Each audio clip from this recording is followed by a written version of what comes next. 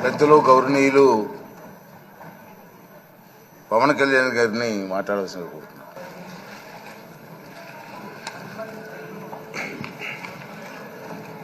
పదహారవ శాసనసభకి ఏకగ్రీవంగా ఎన్నికైన సభాపతి శ్రీ చింతకాయల అయ్యన్న పాత్రుడు గారికి హృదయపూర్వక నమస్కారాలు, మీ శుభాకాంక్షలు. ఇది నేను మొదటిసారి అసెంబ్లీలోకి అడుగు పెట్టడం. ఇలాంటి సుదీర్ఘ రాజకీయ అనుభవం ఉన్న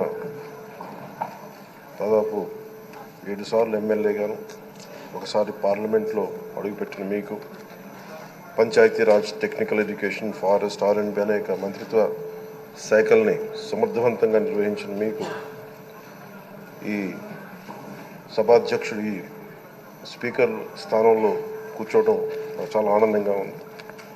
ఇన్ని దశాబ్దాలు ప్రజలు రాజకీయ జీవనంలో ఇన్ని దశాబ్దాలు ప్రజలు మీ వాడి వేడి చూశారు. మీకు కోపం వస్తే ఋషికొండను చెక్కినట్టు ప్రత్యర్థులకి పదునైన ఉత్తరాంధ్ర యాసలో గుండు కొట్టేస్తారు. ఒకటే బాధేస్తా ఉంది సార్, ఇకపైన మీకు తిట్టే అవకాశం లేకపోవడం. కానీ ఇక మీద సభలో ఎవరు తిడుతున్నా దాన్ని ఆఫ్ చేసే బాధ్యత మీ చేతిలోనే ఉంది. మీరే మైక్ ఆఫ్ చేయాలి. అంటే మా చిన్నప్పుడు నేను చూసేవాడు, ఒకసారి అల్లరి చేసే అబ్బాయిని క్లాస్ లీడర్ చేసేవాడు చిన్నప్పుడు మా స్కూల్లో. కానీ ఇన్నాళ్ళు ప్రజలు మీ వాడి వేడి పలుకులు, మీ ఘాటైన వాగ్దాటి చూశారు.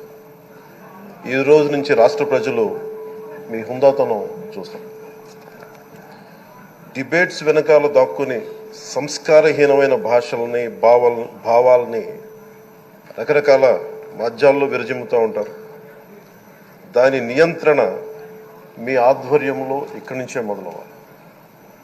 ఇందాక సభానాయకులు గౌరవ ముఖ్యమంత్రి శ్రీ చంద్రబాబు నాయుడు గారు చెప్తారు, ఆడబిడ్డలు ఏ విధంగా నలిగిపోయారు ఈ రాష్ట్రంలో గత 5 సంవత్సరాల్లో.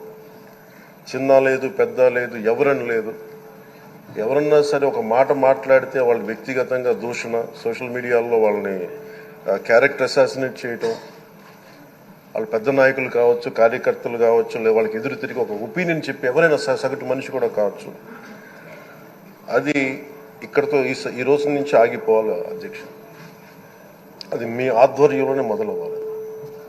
గత ప్రభుత్వం తాలూకు సభ జరిగిన విధానం చూస్తే ఈ వ్యక్తిగత దూషణ ఇవన్నీ చాలా ఇబ్బంది పెట్టే ప్రజలు. ఈ రోజున వాళ్ళకి 11 సీట్లకు పరిమితం అయ్యారు, ఈరోజు లేరు. ధైర్యం లేదు వాళ్ళకి. విజయాన్ని తీసుకోగలిగారు కానీ ఓటమిని కూడా ధైర్యంగా కూర్చుకునే వాళ్ళకి స్థాయి లేదు. వాళ్ళకి పారిపోయారు ఇక్కడి నుంచి. భావంలో ఉండే తీవ్రత భాషలో ఉండాల్సిన అవసరం లేదు. భాష మనుషుల్ని కలపడానికి కానీ విడగొట్టడానికి కాదు. భాష విద్వేషం రేపడానికి కాదు, పరిష్కరించడానికి. ఎంత జటిలమైన సమస్య అయినా, భయంకర సమస్య అయినా చర్చల ద్వారా పరిష్కరించుకోవడానికి కానీ వివాదం సృష్టించడానికి కాదు. ఈ సభ ఉన్నది అందుకు. కానీ మనం చూసింది వాళ్ళ దగ్గర నుంచి బూతులతోటి, వ్యక్తిగత దోషులతోటి రాష్ట్ర పురోభివృద్ధిని ఆపేశారు. అలాంటి సభ కాకుండా ఇందాక మన పెద్దలు శ్రీ గౌరవ ముఖ్యమంత్రి చంద్రబాబు గారు చెప్పినట్టుగా ఇది భవిష్యత్తుకి ఇది ఒక ప్రమాణం అవ్వాలి.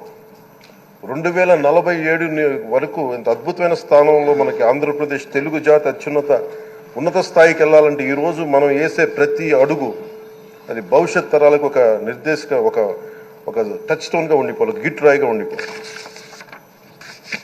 ఈ రోజున ఈ సభలో ఉన్న గౌరవ సభ్యులందరూ చట్టాలు చేయడానికి ఉన్నారు, చట్టాలు ఉల్లంఘించడానికి కాదు. విభేదించడం అంటే ద్వేషించడం కాదు, వాదించడం అంటే కొట్టుకోవడం కాదు.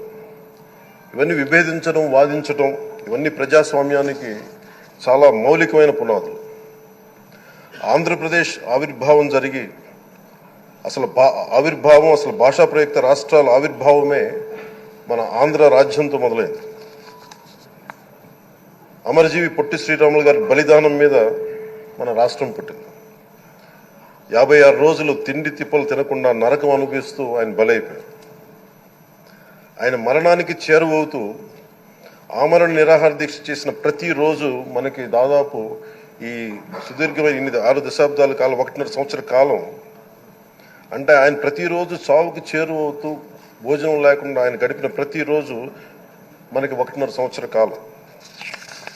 అలాంటి నేపథ్యంలో అలాంటి మహోన్నతుడు శ్రీ పొట్టి శ్రీరాములు గారి త్యాగాన్ని కనుక మనం ఈ సభలో ప్రజా సంక్షేమం కోసం మాత్రమే చర్చలు జరగాలి, వాదోపవాదాలు హద్దులు దాటకుండా ఉండాలి, వ్యక్తిగత దూషణకి తావివ్వకుండా ఉండాలి. అలా కాకుండా గత ప్రభుత్వం లాగే ఈ సభని తిట్లకి బూతులకి కొట్లాటకి వాడితే ప్రతి నిమిషం పొట్టి శ్రీరాములు గారి బలిదానాన్ని అవమానం చేసినట్టే. ఒక గొప్పవాడు ఒక మహానుభావుడు బతికినప్పుడు మాత్రమే కాదు, చనిపోయిన తర్వాత కూడా కొన్ని తరాలు ఉపయోగపడతారని నిరూపిస్తారు. అలాంటి కోవకు చెందిన మహానుభావులు ఆంధ్ర రాష్ట్ర సృష్టికర్త, భాషా ప్రయుక్త రాష్ట్రాలకు శ్రీకారం చుట్టిన ద్రష్ట, అమరజీవి శ్రీ పొట్టి శ్రీరాములు గారి స్మృతిలో ఒక విలువలతో కూడిన ఒక సత్సాంప్రదాయాన్ని తెరలేపుతూ మీ ఆధ్వర్యంలో ఈ సభ జరగాలని, ఈ 5 ఏళ్ల ప్రజా ప్రస్థానంలో ఈ విలువైన 5 ఏళ్లు రాబోయే తరానికి గొప్ప భవిష్యత్తునిచ్చేలా, అన్నం పెట్టే రైతుకి, కౌలు చేసుకునే రైతుకి, రైతు కూలీకి అండగా ఉండేలా, మహిళలకి భద్రతతో పాటు ఉన్నత స్థాయికి ఎదిగేలా, ప్రభుత్వ ఉద్యోగులకి భద్రత కల్పించేలా, పశువు పక్షి ప్రకృతి సర్వజనులందరికీ కూడా మతాలకి ప్రాంతాలకి అతీతంగా సుభిక్షంగా అభివృద్ధి పదంలో ఆంధ్రప్రదేశ్ ఆంధ్ర రాజ్యం అద్భుతమైన ప్రగతి సాధించేలా ఈ చర్చలు సాగాలని కోరుకుంటూ, సభాపతి అయ్యన్న పాత్రుడి గారికి మీ ఆధ్వర్యంలో ఈ సభ ఒక సరికొత్త సాంప్రదాయానికి సత్సాంప్రదాయానికి ఇది తెరతీయాలని కోరుకుంటూ మీకు మరోమారు శుభాభినందనలు తెలియజేసుకుంటాను.